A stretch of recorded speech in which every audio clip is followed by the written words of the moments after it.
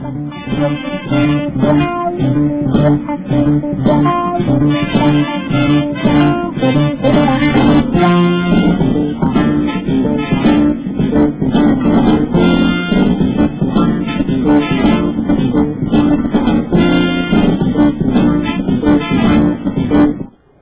aqui outra vez com Gabi Pontual, dessa vez super bem acompanhada com Luiz Nassif, um dos jornalistas mais importantes do país. Eu considero o jornalista mais completo do país, que além do mais, ele conseguiu manter o bom humor. E faz música, quer dizer, não podia ser mais perfeito. Fala de economia, vai falar sobre política, vai ser exploradíssimo aqui. Participe, mande suas perguntas, participe no chat aqui do lado. E ele é colunista da Folha de São Paulo, além de fazer parte do conselho editorial, e comanda a empresa Dinheiro Vivo, que inclusive tem um programa na TV Gazeta, programa esse que fez com que ele chegasse aqui atrasado, e é só por isso que eu fiquei segurando vocês por esses minutos. Era pra gente esperar o Nassif, que estava chegando aqui.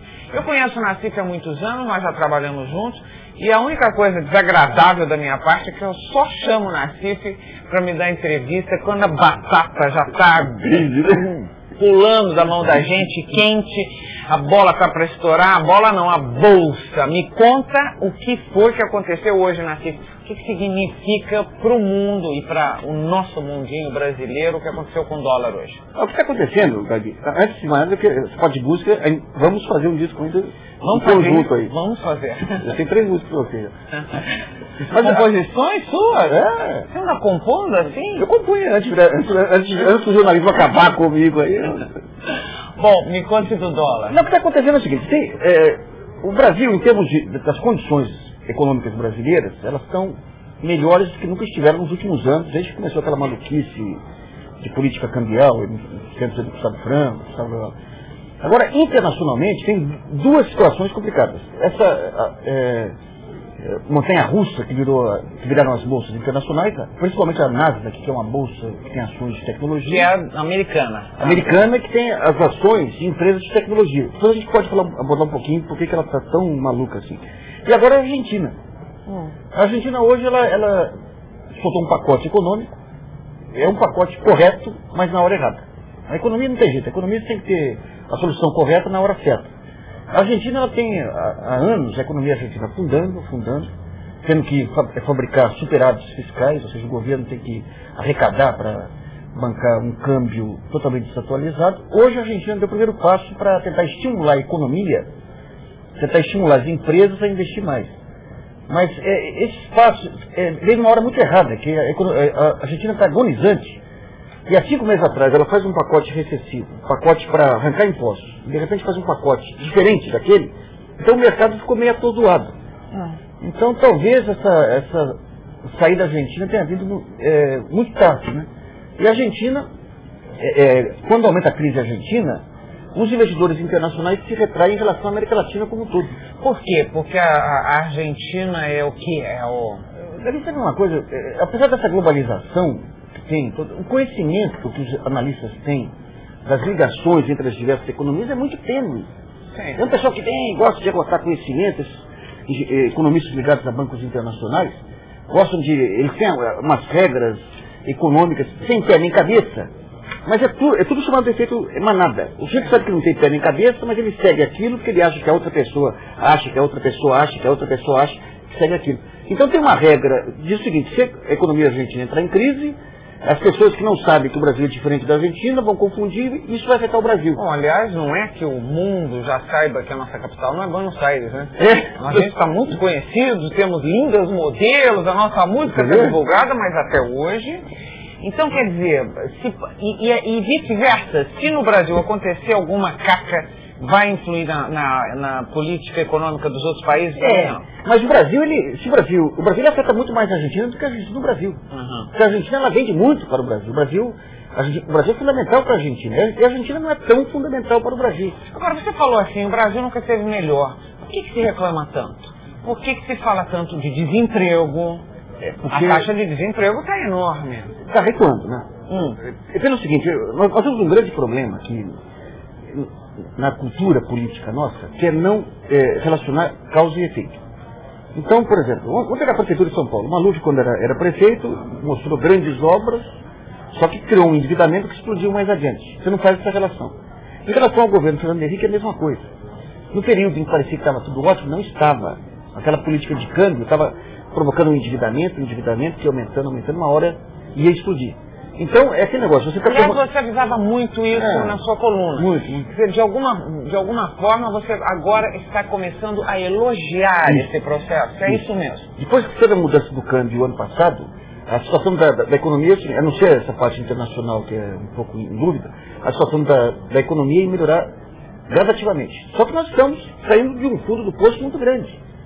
Então os índices que parecia que a gente não estava. Mas você estava num fundo de poço que explodiu no final, logo de passar as eleições, explodiu, a situação já era insustentável, tinha um rombo nas contas externas excepcional. De lá para cá a gente está produzindo gradativamente as exportações melhorando e o emprego melhorando. Agora, entre a recuperação da economia e o bem-estar da população, você tem uma defasagem. Essa defasagem agora está começando a ser superada. É por isso que quando você pega os índices de popularidade do presidente, você vê, as últimas pesquisas mostraram uma melhoria. Ainda muito baixo, mas uma melhoria. E se continuar assim, daqui uns 6 meses vai estar bem melhor do que hoje, porque a população começa a perceber essa melhoria. Mais gente sendo empregada, as empresas conseguindo produzir melhor, mais exportações. Mas, repito, nós saímos de uma base muito baixa, porque o buraco que nos jogou essa política cambial e de juros que o governo praticou esses 4 anos do primeiro mandato foi muito violento. Nassif, você é fã da política de Fernando Henrique Cardoso ou não? É tudo em termos relativos, né? Se você perguntar o seguinte, podia ser muito melhor, podia ser muito melhor. Você é fã da equipe técnica dele? Não. Hoje você começa a ter um pouco mais de gestão. A questão, Gabi, é que o primeiro mandato ele se cercou de acadêmicos, sem nenhum pé na realidade. Ele é um acadêmico? Ele é um acadêmico. Mas por ser um acadêmico tem que se cercar de gestores, de gerentes. Gente que faz. Usar um velho termo. Hoje você tem no governo pessoas muito importantes hoje que estão preocupadas em fazer. Você tem hoje modelos de gestão bem elaborados. Você tem esse Avança Brasil, é um plano muito, é uma maneira de você gerenciar a economia muito importante. Você tem em muitas áreas, você está caminhando, mas o presidente ele não tem a vocação do gestor. Ele gosta de falar das coisas genéricas. Então você fala, ele é bom, poderia ser muito melhor. Agora quando digamos, o presidente ideal não existe. Então eu diria que dentro das circunstâncias brasileiras, é complicado. Ele está na direção certa, mas num ritmo absolutamente errado. E da porta para fora é uma maravilha, porque ele faz um sucesso louco, em grandes círculos, não faz? O Brasil está virando hoje um interlocutor respeitado internacionalmente, porque a economia está melhorando e porque ele é uma figura de dimensão internacional hoje. Então esse mérito não se pode tirar, não. Não se pode tirar. E em muitas áreas ele abre espaço para avanços que estão ocorrendo. Agora, a questão é que esse senso de urgência que os estadistas têm, ele não tem. Ele não é o estadista, aquela figura clássica do jeito que vem, muda uma realidade. Ele é uma pessoa, ele é um acadêmico, é um intelectual que acha que as coisas vão se resolvendo por si próprio. E ele tem um vício muito grande, que é típico brasileiro, é o seguinte, ele não tem nada com isso. Ele tem com isso, ele é presidente. Então, digamos que ele está na direção certa, mas no ritmo totalmente errado, né? Não, parece que esse é um mal daquela ilha. Aquela ilha. Porque alguns presidentes atrás, eu me lembro que era uma notícia de bastidor, era uma fofoca de bastidor, mas que dizia que o presidente dizia assim, não me tragam más notícias todo dia no café da manhã. Eu acho que tem aquela coisa de isolamento, de poder, aquele palácio maravilhoso e da vontade de por que ter problemas aqui dentro, né? Eu acho que é um vício de todo presidente que não passou por desafios gerenciais. O Juscelino era assim. O Juscelino veio o Lucas Lopes, que era o pai do Chico Lopes, que era ministro da Fazenda, fala, lá vem o Lucas Lopes, só me traz problema. E o presidente, ele adorava o Gustavo França, porque o Gustavo nunca trazia problema. Só botava coisas agradabilíssimas. Depois estoura que ele... Olha, você tem um risco em termos executivos, aquele executivo que nunca te traz problema, é o que mais arrebenta a empresa. Porque ele vem, ele prepara a pauta, olha, está tudo sob controle, se deixar do jeito que está, vai se deixar o campo, não precisa fazer mais nada. Não mexe. Não mexe, está tudo tranquilo. Mas que dono de empresa que não quer ouvir isso? Né? Agora, vem cá.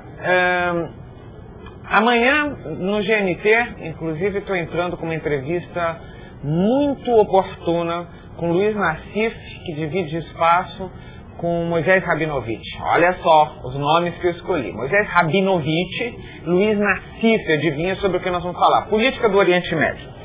E não é uma loucura que a gente grava essa semana e de lá pra cá a coisa piorou e muito. Muito. Você estava otimista ali na hora, você achou, e vocês vão ver amanhã na entrevista, você achou que o mundo tem uma vocação para a paz. Não me pareceu, pô. Você viu no longo prazo. O Arafat mandou o Barak pro inferno, mano. Mas você vai ver, um dos pontos que a gente abordou na entrevista, eu acho que a médio prazo, a gente caminha para a paz porque, digamos, essa universalização da informação vai fazer com que as relações internacionais elas vão acabar produzindo a paz. Mas um ponto que a gente salientou muito lá é por que tem guerra? É porque tem grupos políticos, tanto nos países árabes quanto hoje, principalmente em Israel, tem grupos políticos que vivem na guerra, que usam a bandeira da guerra, da radicalização, do inimigo externo. Que deixam de ter função se não estiverem sob essa guerra, é isso. Em todos os lugares, você pega, vamos pegar o caso brasileiro, nós temos uma tradição de paz. Mas se você pegar de Sarney para cá, todos os presidentes em algum momento tiveram que arrumar um inimigo externo para compensar as fragilidades internas, né? Por exemplo, vamos lembrar um pouco. Sarney quem? Moratória. Moratória. O país quebrado por decisões tomadas internamente decreta moratória. Então você tem um inimigo externo, que é o sujeito que o Brasil quebrou porque... É uma tática de guerrilha. É uma tática... É mais do que isso. Não é guerrilha. Seria, mal comparando, uma tática que qualquer publicitário hoje pensa, não é isso? É isso. Bom, depois, por exemplo, do Sarney. Olha, o Collor... Bom, quando foi tanto rolo, arrumou tanto inimigo aqui. Mas ele foi, quando estourou a crise do petróleo, uma pequena crise do petróleo, que nem foi muito relevante lá, ele montou um plano para dizer que o Brasil estava ameaçado, era um plano maluco até, porque propunha até redução do tamanho do barril de embuição de gás aí. O Itamar, em alguns momentos, ele tentou arrumar inimigo externo também. Agora também. Agora. Externo a Minas Gerais. É típico isso. O Fernando Henrique ele não tem disso. Pelo contrário, ele nem defende, às vezes, os interesses brasileiros aí. O inimigo dele é interno. Ele acha que se você discutir com o FMI questões pertinentes de soberania, isso aí é populismo. Então ele tem uma visão um pouco diferente, né? Mas essa tradição do inimigo externo tem todo mundo. O Juscelino decretou a moratória, rompeu com o FMI quando estava quebrado.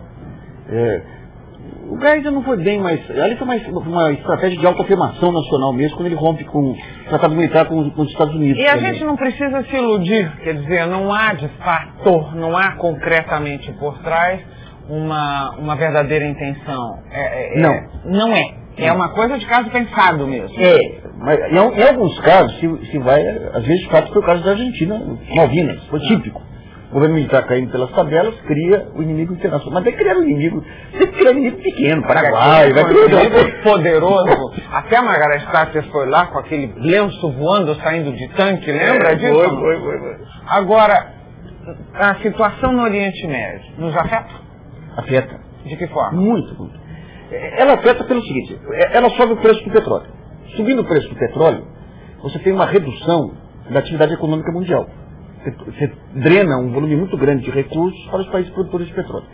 Se ela fosse uma crise em si, os efeitos seriam mais limitados. Mas ela está vindo num momento em que as bolsas americanas estão passando por um processo de nervosismo muito intenso e muito irracional. Então, esses dois pontos aqui acabam contribuindo aí para uma... Você vê, os Estados Unidos, você tem uma empresa faz uma previsão de um faturamento X no trimestre. Se o faturamento cai 10%, cai 5%, o preço da empresa desaba 50%. Então é um ambiente muito irracional.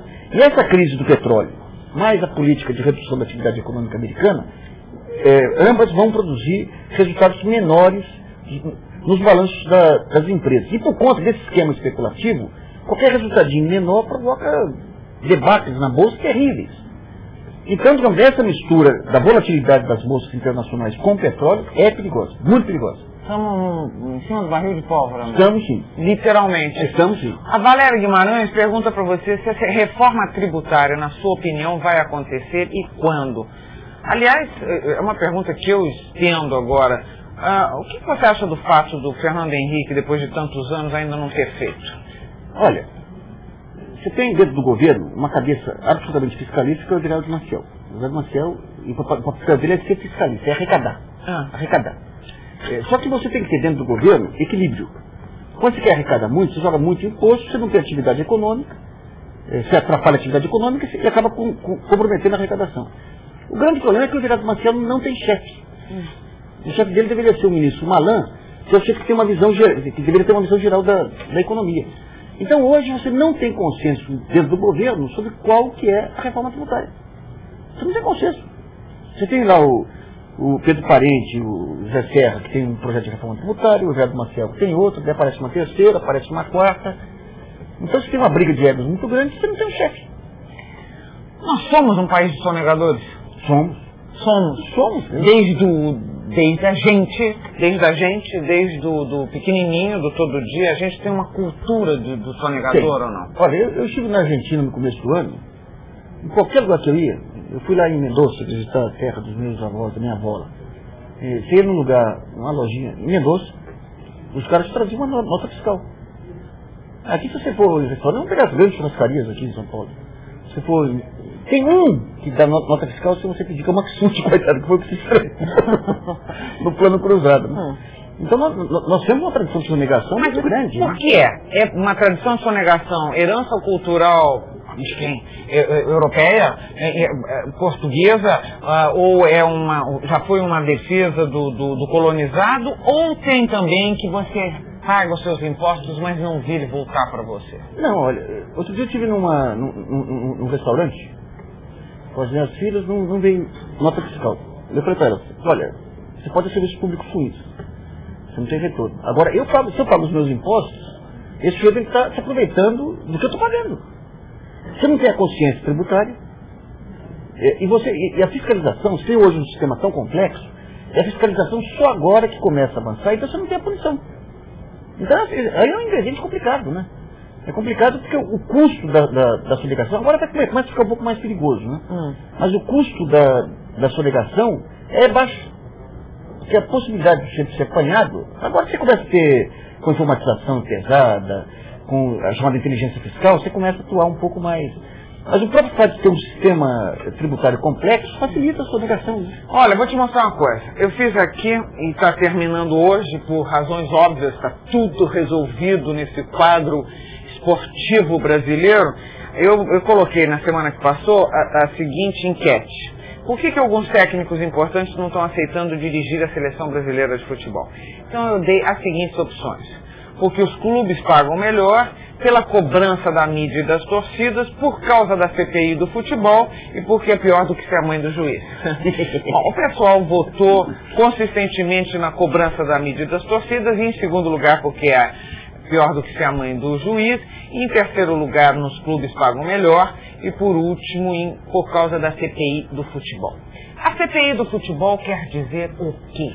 Porque ela começa Quando começaram em cima do Luxemburgo, eu achei que era para castigar o trabalho que ele estava fazendo com a seleção. Eu não sei se você concorda com isso. Foi isso, não foi? Foi, porque enquanto ele estava vitorioso, de qualquer maneira. Enquanto ele estava vitorioso, não... Agora, o que é que pretendem fazer? Fazendo essa CPI do futebol, essas denúncias de sonegação por parte de jogadores, o que é? É aquela coisa do carneiro imolado? Olha, eu vou te falar, eu tenho... Na minha coluna da Folha, eu tenho reagido muitas vezes contra esses processos um pouco irracionais de caças bruxas, de exageros que eu acho que às vezes são cometidos pela imprensa, pelo Ministério Público. Mas, digamos, essa sede, essa voracidade, ela tem um ponto de cidadania muito importante. Qual é? O que nós estamos fazendo, nós estamos pegando todos aqueles becos intocáveis e um por um está sendo varrido. Com exageros, às vezes, aparecem uns malucos aí com aquele espírito inquisitorial e tudo, mas o caminho é positivo. Então, um por um, você está tendo todos os mitos, aqueles templos intocáveis que estão sendo devassados. Você tem o assessor do presidente que está sendo devassado, os senadores que estão sendo devassados, os governadores que estão sendo devassados. E agora você entra para o futebol, que é um pântano. O futebol é algo que, do ponto de vista de contabilidade, que ele é clandestino. Olha, eu acho que é um negócio tão fechado quanto o tráfico de armas. Você está falando sério? Sério? Você não tem conta... E diga, por exemplo, uma pergunta que você gostaria de fazer para o Eurico Miranda, que eu estou entrevistando essa semana, depois de amanhã, ao vivo. Faça uma contabilidade de todos os jogadores que foram vendidos. Faça não sei se ele não vai responder, mas se a gente fizer um levantamento dos preços internacionais e dos contratos oficiais de venda de jogadores, deve dar uma discrepância muito grande. É muito grande. Qual a auditoria que ele tem para as receitas dos clubes? Tem alguma firma de auditoria que audita os balanços de clubes, que audita as receitas de jogos? Não existe isso. Não existe. Não existe. Essa contabilidade dos clubes não existe. Isso é uma... Olha, inclusive tem aqui o Eliomar Laurentino, mandou um e-mail dizendo: acho que os jogadores ganham muito, com isso se tornam mercenários, sem amor ao seu clube. Por que não é estabelecido um valor mais baixo para os mercenários? Eu não vejo por aí, não. Também acho que não, porque você vê que o esporte, num país como os Estados Unidos, os nossos salários, os salários do futebol são muito baixos se comparados aos grandes esportistas americanos, por exemplo. E são profissionais, até esse negócio do amor à camisa. Se você é profissional, ele tem que ter amor à camisa do clube em que ele joga. É essa a lógica. A gente tem muito essa lógica de... outro dia eu estava vendo, até numa revista, acho que no Jornal dos Jornais, um artigo dizendo que o jornalista honesto é o jornalista que morre pobre, que não tem dinheiro para ônibus. Não é por aí, ué. Não é por aí. Você pode manter os seus princípios e você tem o direito de procurar. Aliás, você deve manter os seus princípios, sendo jornalista ou não. Claro. E você deve ter uma carreira valorizada que lhe dê um bem-estar, que você possa, não é? Claro. Você possa pensar com tranquilidade. Você tem o direito de crescer profissionalmente, você tem o direito de buscar alternativas dentro daqueles valores, né? Então o jogador, por exemplo, aquele que é absolutamente profissional, ele pode mudar de 5 clubes e em cada clube ele vai vestir a camisa e vai suar e vai dar o sangue para obter vitória. Então a questão não passa por aí. O que você tem é o seguinte: tem uma estrutura absolutamente amadora dos clubes aqui, não são profissionais. A seleção, por exemplo, o técnico que for, qual a garantia que ele vai ter? Que vai ter um planejamento racional e que ele vai conseguir colocar as ideias dele em jogo, que não vai ser pressionado para escalar jogador, para valorizar jogador, para comercializar jogador lá fora. São as estruturas que são amadoras, né? Estão chegando perguntas para você. O Carlito, do bate-papo, e mais o Gustavo, do e-mail, perguntam qual é o total da dívida externa brasileira. Quando se fala em dívida externa hoje, é um negócio muito relativo, porque antes você tinha uma dívida externa que era totalmente pública. Em 82, você tinha muitas empresas que tinham financiamentos externos, que o governo comprou todo esse financiamento. Hoje a dívida externa brasileira pública é uma dívida pequena e não é muito cara. Porque são dívidas com organismos internacionais, tipo Banco Mundial. Então, essa dívida remanescente são dívidas de empresas. E são dívidas boas. O que é uma dívida boa? São dívidas que são financiamentos que você buscou lá fora, a um custo barato, em comparação com o custo brasileiro, e você utilizou esse financiamento para fazer investimentos, para gerar emprego e tudo mais. Então, a igreja, esse plebiscito da dívida externa, ela ela chutou a bola errada. O que ocorreu basicamente aí foi essa política de juros, esses 4 anos de política de juros. Esse sim. Hoje quando você corta verba da Previdência para pagar esses juros, que foram criados em 4 anos de absoluta irresponsabilidade. Mas aí entra mais uma vez a causa e o efeito. Como nesse período de absoluta irresponsabilidade, aumento de endividamento, a situação era tranquila, a população estava a favor, ninguém entrava. Ficava meia dúzia de gente rouca aí para falar: olha, estão explodindo o país. Depois que explode, você vai nas consequências. Então o problema não é a dívida externa brasileira, não. Você é simpático ao FMI? Não. Eu acho o seguinte: eu acho que quando você recorre ao FMI, você recorre livremente. Os problemas brasileiros não foi o FMI que criou. Agora tem uma burocracia lá, que a lógica dele é o seguinte: é arrebentar o país para garantir o pagamento dos credores externos. É uma lógica do mercado internacional. A burocracia do FMI é uma burocracia que só tem olhos para os bancos internacionais. Agora é o seguinte: quando você vai negociar com o FMI, você é soberano.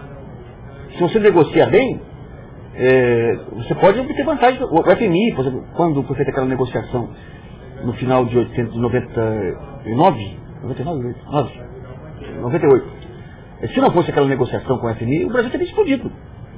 Teria explodido por quê? Porque o Malan, o Fernando Henrique, deixaram a situação chegar num tal ponto que se o FMI não entrasse amparando, o Brasil teria explodido. Agora, na hora de negociar, o FMI está na dele e o Brasil tem que estar na dele. Na nossa. E muitas vezes, nessas negociações, você não tem... Vamos pegar o Bresser, o ministro Bresser Pereira. Ele foi negociar com a FMI, negociou de uma forma altiva, negociou você transformar a dívida brasileira em bônus, mas depois foi aceita pelo próprio FMI. Entrou o Maílson, o que fez? Deixou de lado aquilo, pagou um juro extraordinariamente elevado para ficar bem com a FMI e com os bancos, dizendo que o que o ministro Bresser queria era uma loucura. Logo depois, o próprio FMI aceita as propostas do ministro Bresser. Então, quando você vai negociar, você tem que levar em conta, quando você vai negociar com o banco.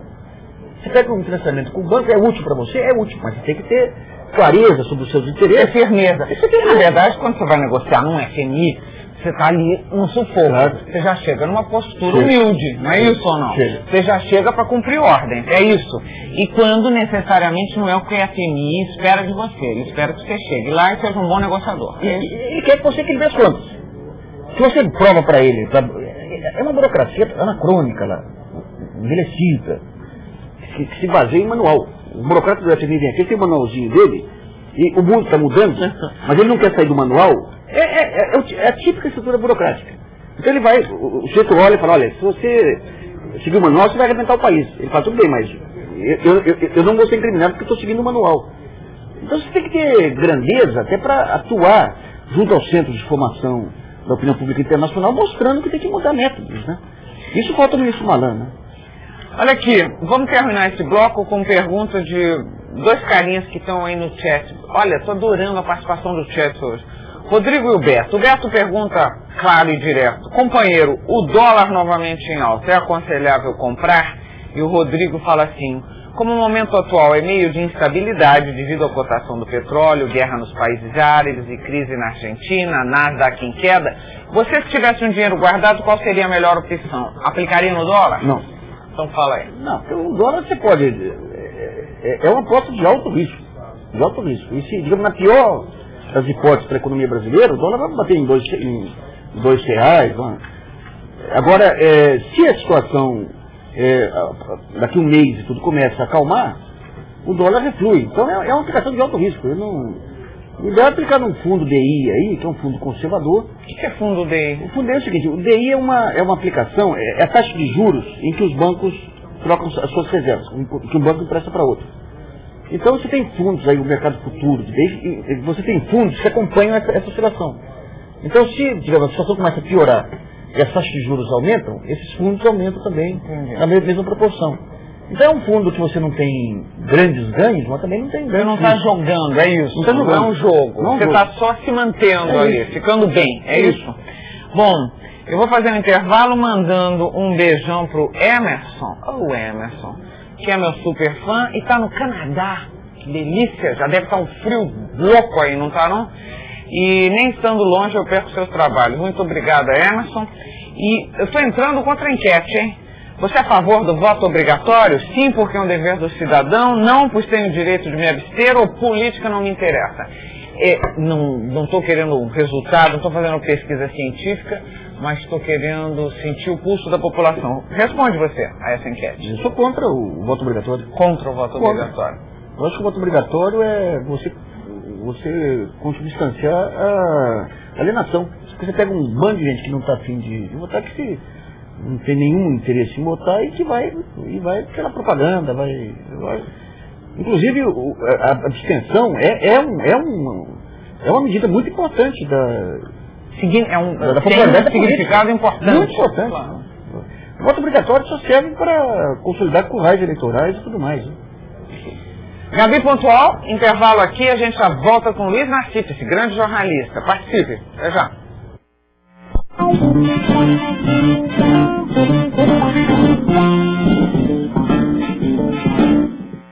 De cada 10 pessoas que batem papo na internet, 7,5 estão no bate-papo UOL. Eu amo a mulher que me corneia com o leiteiro. Sua história é tão triste. Dá vontade de chorar. Eu sinto vergonha de falar.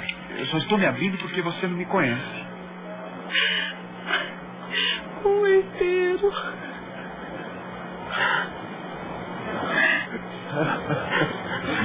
Uma bate-papo UOL. Tá todo mundo lá.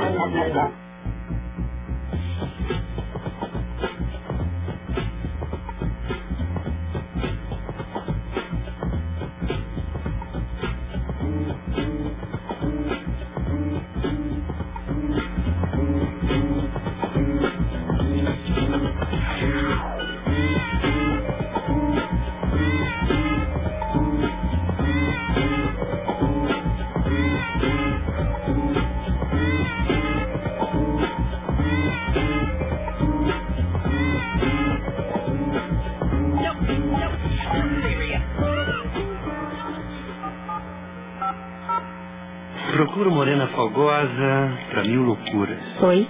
Oi? O que você tá fazendo? Eu tô esperando meu marido chegar do escritório. Ele disse que tinha uma reunião e ia se atrasar. E você? Eu? Tô aqui no escritório. Falei pra minha mulher que tinha uma reunião e ia me atrasar. Marcos? Vânia? Seu mentiroso. Calma, Vânia. E você também mentiu. Me disse que era fogosa.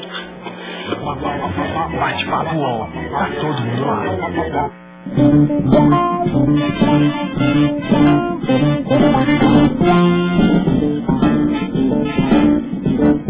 Gabi Pontual de volta hoje em gala aqui, jornalismo de gala com Luiz Nassif, vai começar a responder os internautas. Vamos lá? O Roberto de Barros Pimentel pergunta se você acha que a segurança pública deveria também ser privatizada. Não sei, essa questão de privatizar, quando você fala... Peraí, deixa eu completar, porque ele está no chat também. O sucateamento da segurança pública com o consequente aumento de criminalidade não seria uma forma que o governo busca para justificar uma privatização na mesma, a exemplo do que vem fazendo com a saúde pública? Eu acho que não, porque a segurança é uma das áreas que não tem jeito de privatizar. Até outras áreas, você pode, por exemplo, privatizar a hotelaria, de presídios e tudo. Agora, quando a gente fala em privatizar, você fala assim, eu quero uma melhor gestão. Mas é possível você ter uma boa gestão em entidades públicas também. Hoje você tem muitas áreas aí. Agora, vamos pegar São Paulo aqui. Quando você pega, por exemplo, a Secretaria da Fazenda, aqui já tem hoje uma gestão lá de primeiríssima. Agora, em algumas áreas sociais, a segurança pública é uma delas, a saúde é uma outra delas, que o Roberto coloca aí, você não tem pessoas com cabeça de gestor. Você tem pessoas que até podem ser... ter uma visão humanista, mas não são gerentes. Você não tem estatística, uso adequado de estatística, você não tem uso adequado de instrumentos tecnológicos, né? Agora não dá para privatizar. A segurança pública aí é uma área, diplomacia, segurança pública, aí é área clássica de Estado mesmo, né?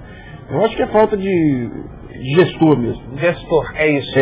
De bons técnicos, é bons isso. técnicos. O Renato me manda um saludo desde Chile. Para você também, Renato. Graças. O Maurício pergunta como vai ser resolver o impasse da Argentina, se tem solução. O que o governo brasileiro pode fazer para se proteger ou mesmo ajudar o governo argentino a sair desse impasse? Será que ele está pensando no efeito Orloff? É complicado. A Argentina, ela conseguiu ganhar uma sobrevida, porque como o câmbio brasileiro estava muito defasado, eles conseguiram exportar muito para o Brasil. Era o único país para quem eles exportavam. Quando o Brasil mudou o câmbio, a Argentina está numa sinuca de bico. Ela vai ter que passar uma fase aí. Tem alguns especialistas que acham que a única maneira é fazer um pacto nacional, trabalhador, governo, em que todo mundo corta preço. O trabalhador aceita cortar salário, a empresa aceita cortar lucro e o governo cortar imposto. Agora, para você ter esse arranjo, não tem jeito. Você tem que ter um estadista lá e o de la Rua não é. Não é. Ele pegou um abacaxi deixado pelo Menem lá e não tem a envergadura para... Porque a pessoa o presidente que for salvar a Argentina, ele vai ter que se imolar. Ele vai ter que fazer uma mudança tal lá que ele está liquidado. Ele salva o país, mas está liquidado. Agora essa grandeza é difícil de encontrar, né? Difícil. No meio político, complicado. O Zig do Papo pergunta assim: Luiz, o que faço com minhas terras e meus bois? Pô, você tem, já tá bom demais, hein? 4 anos para engorda, vendendo gado pelo preço mais baixo que o custo. Seria melhor vender os milhares de alqueires, enfim, pegar a grana e sair para Miami? É o duro. Não, mas não digo, o duro é arrumar comprador, né? Hoje pega para toda a vida, porque. Veja bem, antes, o nome dele qual é?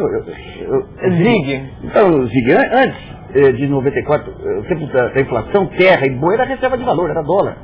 Hoje não é mais. Você vê, o que está crescendo nessa área de boi é quem consegue dar ao boi um tratamento de mercado financeiro, esse negócio de engorda de boi. Então, olha, é uma área, eu sugiro você vender ou montar um portal de boi na internet.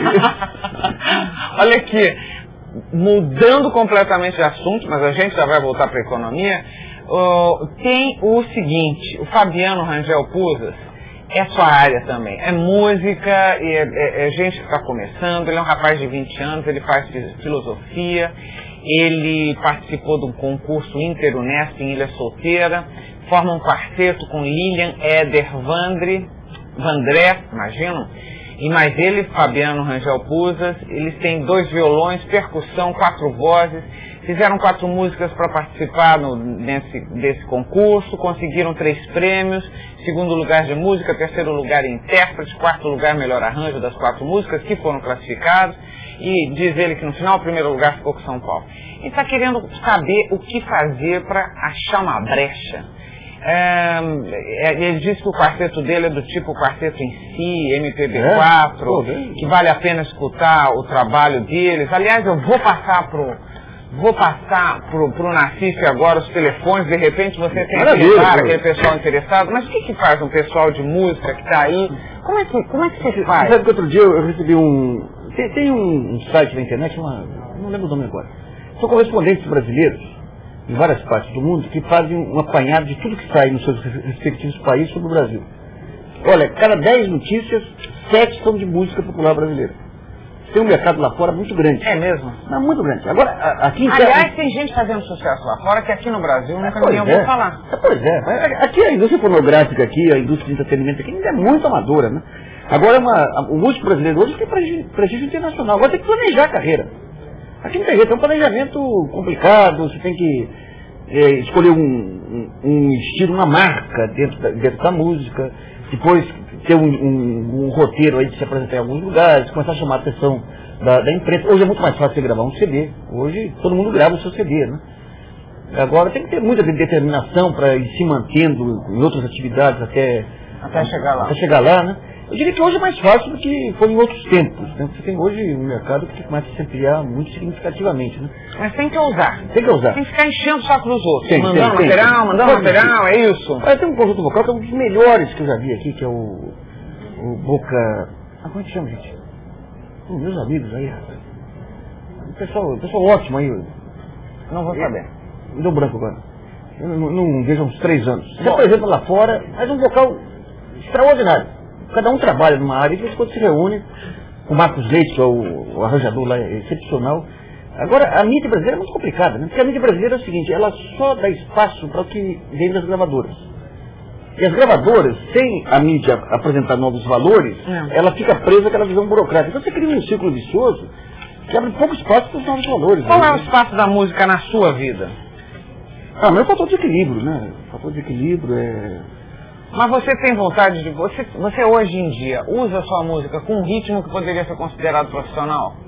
Não. Se apresenta com disciplina, data marcada, não? Então, tem uns amigos de um bar aqui, estão querendo que eu me apresente toda sexta-feira, mas não dá. Aí não dá. Meu ritmo de trabalho é muito pesado. A música é fim de semana, junto com os amigos aqui, às vezes a gente se apresenta num bar, em algum lugar aí. Eu estou retomando a minha carreira de compositor aí, tenho feito umas parcerias com o Vicente Barreto, Mas não dá, viu? A vida jornalística não tem jeito. Se fosse uma outra profissão, daria, mas o jornalismo não se absorve muito. Bom, por falar em jornalismo, o Walter pergunta por que o ramo do jornalismo nos dias atuais é tão pouco divulgado no meio dos jovens que irão prestar vestibular. Esse é um dado que eu não tenho. É isso mesmo? Eu acho que não, viu? Eu acho que é muito procurado, não é isso? Muito. Olha, quando eu entrei no jornalismo em 70, você lembra, foi uma fase que você tinha... O vestibular era, olha, USP, tinha 200 por 1, era muito solicitado. Depois teve uma fase de baixa, e hoje está muito solicitado, viu? A rapaziada aí que eu vejo aí, tem muita gente querendo. E vai abrir um mercado muito grande com esse negócio de internet, não ficar mais preso às grandes redações, né? A internet precisa de conteúdo. Conteúdo? E conteúdo quem tem é jornalista. Olha, gente, eu estava vendo esses sites, alguns sites que foram montados, os caras eles montavam a parte de conteúdo que nem um outro sistema. Pega o conteúdo daqui, o cara só saía Frankenstein. Então, a hora que eu vi, falei, que bom que ninguém conseguiu reinventar o jornalismo, né? Você já sofreu da síndrome da informação? Já teve alguma crise, estresse da informação? Eu tratei esse telefone que vem notícia aqui, usei um dia e joguei fora, viu? Eu acho que quem pega esse telefone, o app aí, para pegar notícia, é débil mental, tem que ser internado. Que tem a internetzinha? Eu tenho a notícia para... Eu vi todos os resultados do Brasil na Olimpíada pelo meu telefone. Depois parou. Quando você pega uma coisa específica aí, você tem um jogo de futebol, mas a não ser operador de mercado... E fica o tempo inteiro buzinando. Uma loucura. Isso é vício, Esse é um jeito que entra para... O operador de mercado não, ele precisa ter informação. Então é tudo meio louquinho, o operador de mercado é tudo meio louquinho. Mas o sujeito que não é operador de mercado, que usa esse software para ter toda hora saber o que está acontecendo, isso é doença. Mas você consegue desligar?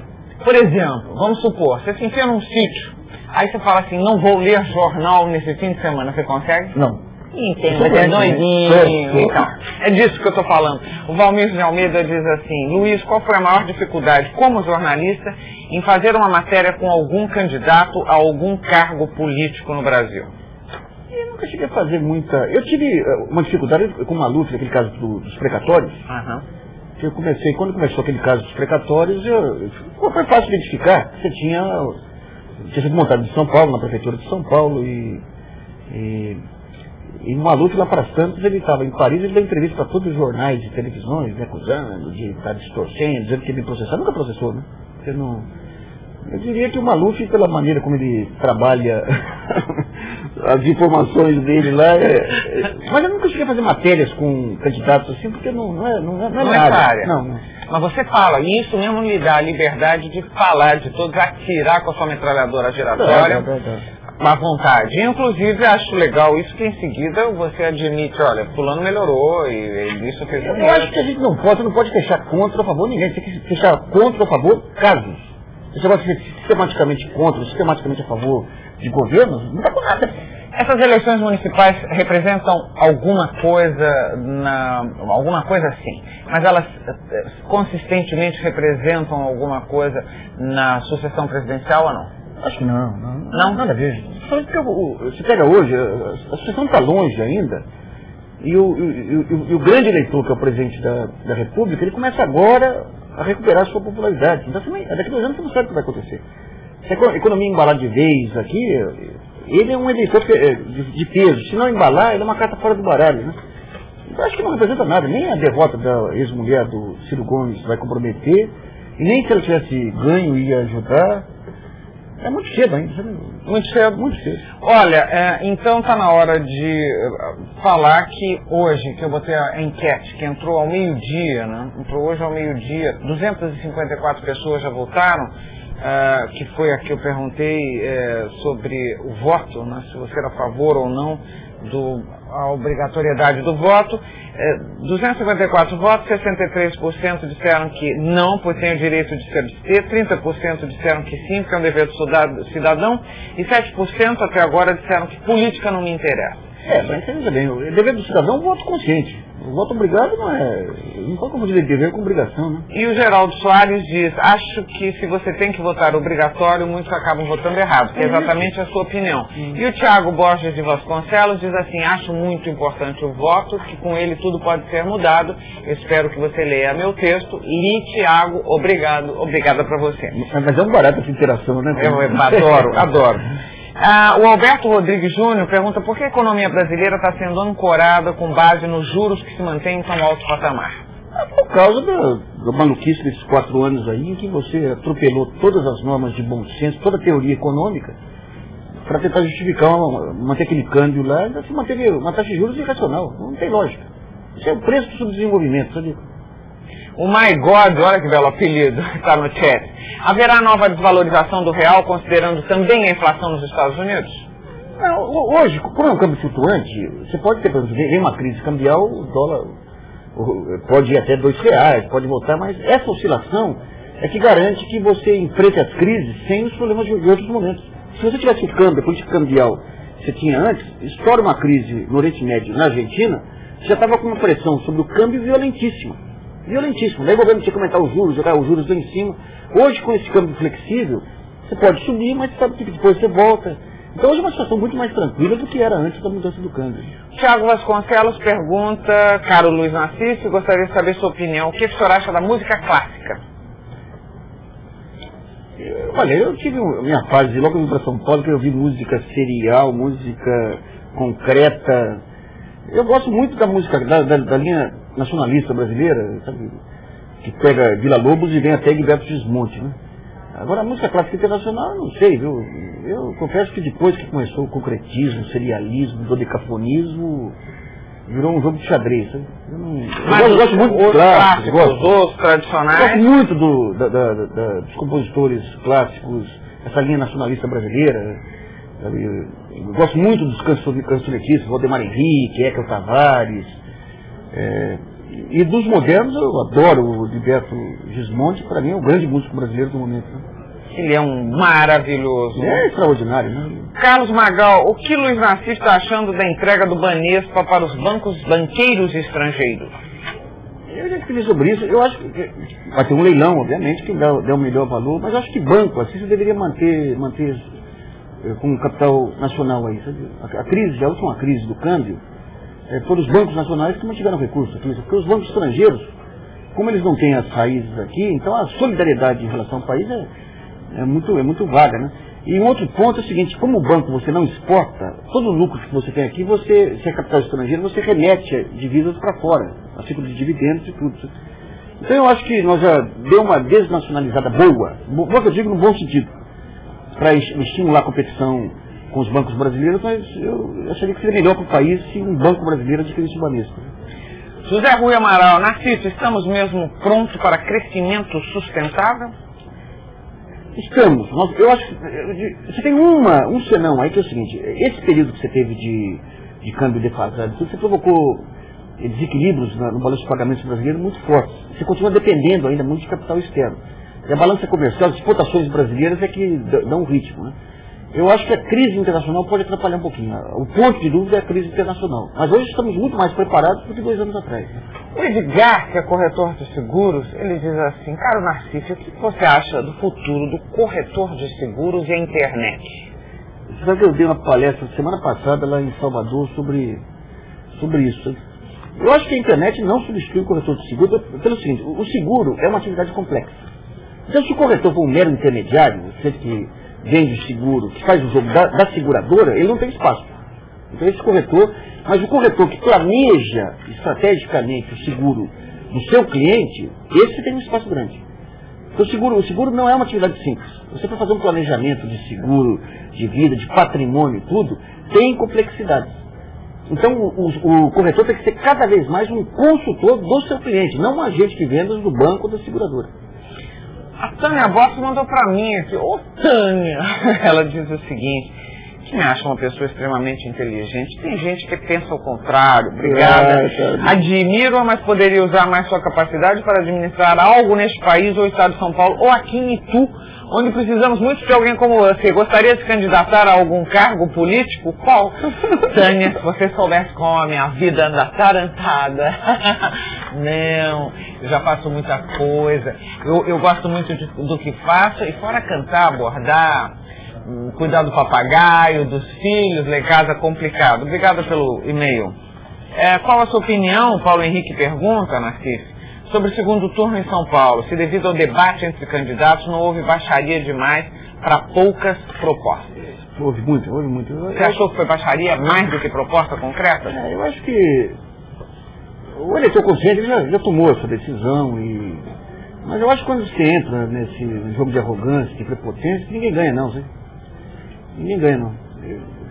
Eu espero que os eleitores conscientes eles percebam, tomar essa decisão sem ter como base o debate em si, né? Agora esses debates eu não... Tudo bem, é um show, todo mundo gosta de ver, que vira um ringue, um dá pernada daqui, outro dá soco dali, mas eu acho que é um mero show, viu? Não acrescenta nada, esse debate não acrescenta nada. O Reinaldo diz assim, na privatização do Banespa, caso os funcionários públicos e também algumas empresas deixassem de operar com o banco, como meio de protesto pela sua privatização, se isso poderia ocasionar algum tipo de dificuldade para o banco que ganhar o leilão. Olha, cuidado com a sua resposta, que você pode estar dando uma palavra, afinal, começamos a greve. Acho que não. O Banespa é uma organização. Você tem que levar em conta o seguinte, o Banespa é um conjunto de funcionários. Quantos anos ele está para ser arrumado? Quanto tempo se perdeu em dinheiro? Um horror. Uma irresponsabilidade geral do governo, quando fez aquela intervenção maluca, das pessoas que entraram com liminares contra a privatização, que depreciaram muito o preço do Banespa.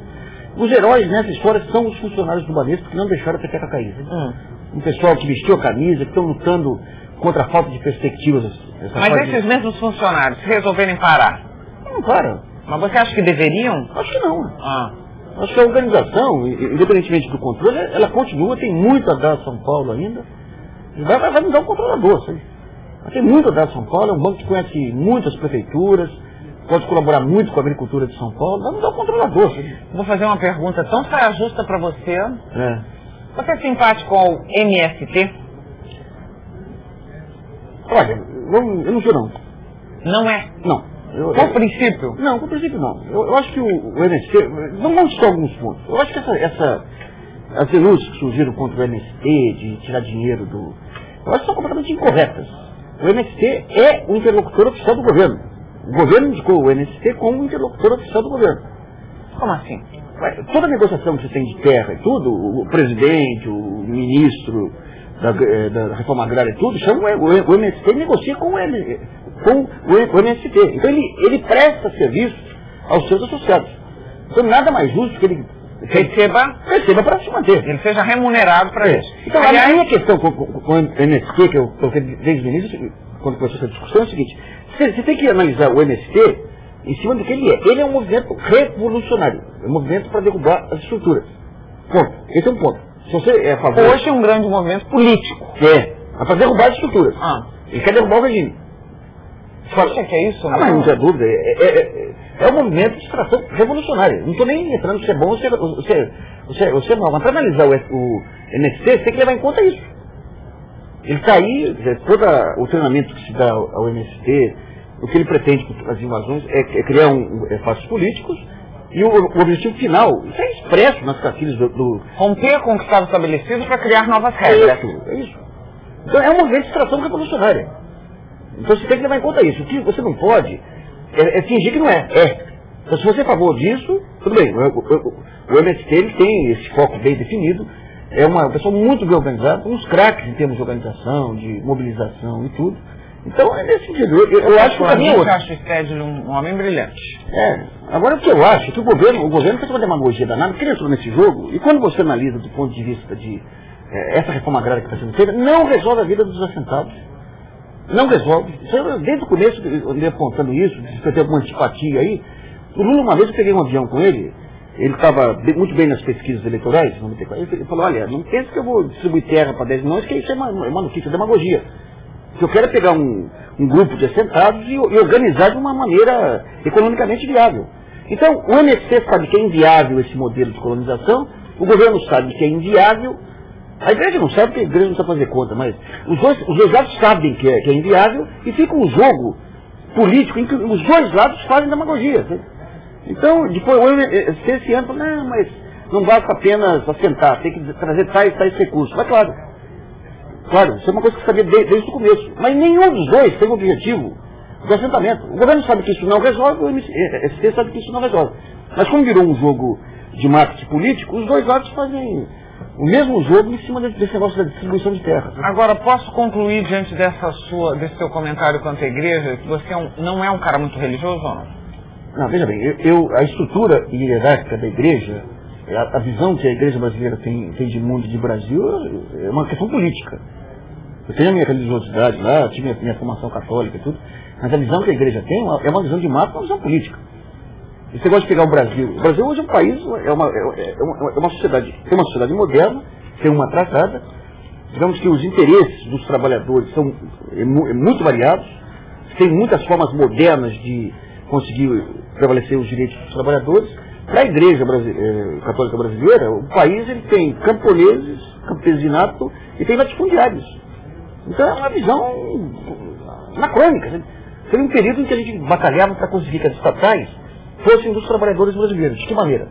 Transformando os direitos deles no Fundo de Garantia e na Previdência em participação acionária. Você democratizaria o capital, você permitiria que os trabalhadores tivessem influência na gestão das empresas e ao mesmo tempo quisessem o progresso das empresas que ia garantir a sua aposentadoria.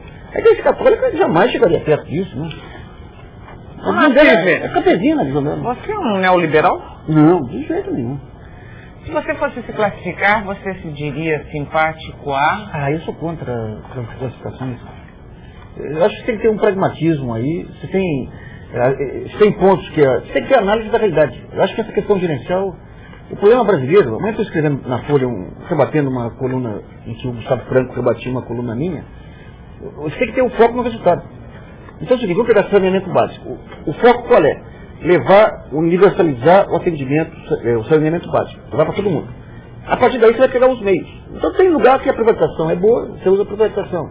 Tem lugar que a empresa pública pode dar certo, você usa a empresa pública. Tem lugar que o consórcio pode dar certo, você usa... Quando você enquadra, você deixa de lado todas as demais alternativas, né? Eu acho que esse neoliberalismo brasileiro, tipo Maílson, eles são muito parecidos com a esquerda brasileira. Eles colocam os meios à frente dos fins. A esquerda brasileira fala, não, tem que privatizar tudo para o Brasil ser bom. Eles falam, tem que privatizar tudo para o Brasil ser bom. E o jogo não é assim. O jogo tem complexidade. Cada área tem suas complexidades. Então eu sou contra esses enquadramentos aí, né? O Biraci de Melo Bozorói só faz um carinho na gente. Olha que bom. Boa noite, Gabi. É um prazer poder me comunicar com você, mesmo que online. Obrigado. Um forte abraço ao respeitado Luiz Nassif. Muito obrigado. Retribui. Muito obrigado. E um beijo para você. Um beijo para você também. Muito obrigado. Valéria Guimarães, por falar em petróleo, porque o Brasil não repassou o aumento do petróleo. Isso tem a ver com eleições municipais, você acha? Não, isso tem a ver também. A diferença é o seguinte, como você não tinha uma garantia de que o petróleo ia manter nesse patamar alto aí, então o governo brasileiro, eu acho que fez de uma maneira prudente. Ele deu um tempo para saber como que vai ficar o petróleo. Agora, depois de tanto tempo, está ficando claro que, digamos, esse período de alta de petróleo vai ser mais prolongado do que se supunha, então deve vir aumento de petróleo. Camila pergunta o que você acha do horário de verão. Não tem nada contra, não. Não? Não. Mexe com a economia ou não? Você tem uma economia de energia aí relevante, né? Relevante. Mas tem uma boa economia de energia, sim. Na sua opinião, qual o melhor hotel de negócios de São Paulo? Isso é curioso. Armando Melo, sabe que o Armando é dono do hotel? Está esperando que ouvir o nome do... Não tem ideia. Tem bons hotéis aqui, mas não sabia dizer. Se perguntar qual é a loja de discos que eu gosto, banca de que tem, às vezes, em alguns jornais, mas hotel de negócios nunca pensei nisso. Sou estudante de jornalismo, não gosto do jornalismo da TV. Esse é o jornalista do chat. Será que no futuro teremos um jornalismo mais admirável? A única admirável no momento? Obrigado. O que você pensa? Olha, eu faço televisão, já fiz rádio e eu tenho uma predileção especial pelas chamadas pretinhas aí, e agora pela internet, né? Eu acho que a televisão, ela tem muitas limitações, a não ser num ponto que a televisão é imbatível, que é o jornalismo de entrevista que... E a velocidade também? Não, eu não estou dizendo que um é melhor que o outro, mas eu digo, o tipo de jornalismo que eu gosto, eu prezo mais a minha coluna no jornal do que... Ah, sim, porque dá tempo de pensar, refletir em cima, analisar. E no meu caso, você acha que eu estou fazendo a coisa melhor que televisão? Eu também acho. Porque a chance de você ver, conferir lá, tá lá olho no olho. Davi, o que você faz em termos de... Quando você pega, você pega o jogo psicológico que você faz de levar o cara pro caminho, daí dar aquela pinicada e conseguir arrancar coisas pessoais. Uma coisa, só a televisão que permite isso. E uma craque que nem você. Obrigado, meu amor. O Beto pergunta essa história que é bem específica. Aproveitem a pergunta do Beto, quem tiver por ali. Que tipo de aplicação segura você aconselharia para uma quantia de R$7.000? Fundos daí. Aquele mesmo tal fundo, é isso? Nesse momento, Luiz Nassif, meu nome é Márcio Félix, de Sapopemba, São Paulo. Eu tenho uma microempresa e gostaria de saber de que maneira prática o governo poderia combater melhor o desemprego por dar incentivos à pequena empresa. Na sua opinião, será que uma anistia poderia resolver o problema, visto que muitos microempresários encontram dificuldades para manter as contas com o fisco em dia? Olha, o refis foi uma anistia, viu? Muitos advogados que não queriam perder as ações, os clientes, boicotaram o refis. O refis seria e tem uma prorrogação de prazo, vá para o refis aí. Agora está sendo anunciado um refis também da Prefeitura de São Paulo. O refis é uma boa alternativa aí. Deixa eu botar mais umas últimas, as últimas, vou ter que parar o programa. Sonhador pergunta, gostaria de saber o que você está achando de somente agora a aposentadoria do juiz Lalau ter sido cortada. É burocracia. Agora, eu quero fazer uma pergunta que só você pode me responder mesmo, que você tem muito mais conhecimento disso tudo do que eu. Como é que pode, se você tem um cara sendo procurado de uma maneira avassaladora, né? Você entra numa quitanda, tem um retrato do juiz, no aeroporto, em qualquer lugar.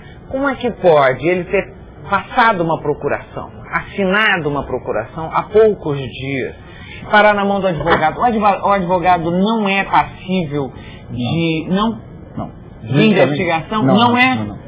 Aí é uma garantia, isso é uma coisa constitucional. É mesmo? Teve um caso, você vê, tem que levar, tem limites.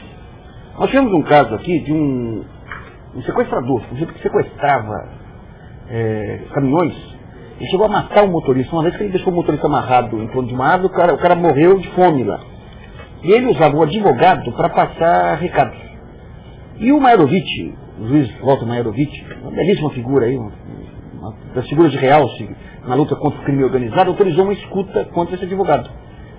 Daí o Dr. Bacoff, que era presidente da UAB aqui, entrou com que era advogado também de uma das partes lá, entrou com, antes de ser presidente da UAB, entrou com uma moção lá de repúdio ao Mairovitch, alegando o papel constitucional do advogado. Então você tem limites aí, tem limites. Mas nesse caso do Lalau, a Constituição assegura que mesmo ele sendo um criminoso, procuradíssimo, desmoralizou a Polícia Federal Brasileira, desmoralizou todo mundo, e aí um advogado sabe onde ele está e tudo bem, mas não é estranho isso? Olha, faz parte, é que quando você pega o bandido, esse negócio dos direitos individuais, a gente fica meio com o pé atrás, né? Mas faz parte da relação dos direitos individuais. Isso se chama justiça, é isso. Depois que você tira essa prerrogativa do criminoso, lá que é o Lalau, amanhã você está tirando também de pessoas que poderiam... Então o direito individual aí é sagrado, sabe? Aí o advogado está na dele, o Lalau tem o direito de ter esse advogado, como nós temos o direito de ver o Lalau preso também, né? Olha, tem dois aqui. Para terminar, infelizmente, o John Paul Marcel mandou, está meio atrapalhado, mas é engraçado. Gabi, por que você não me privatiza, sou uma excelente aquisição.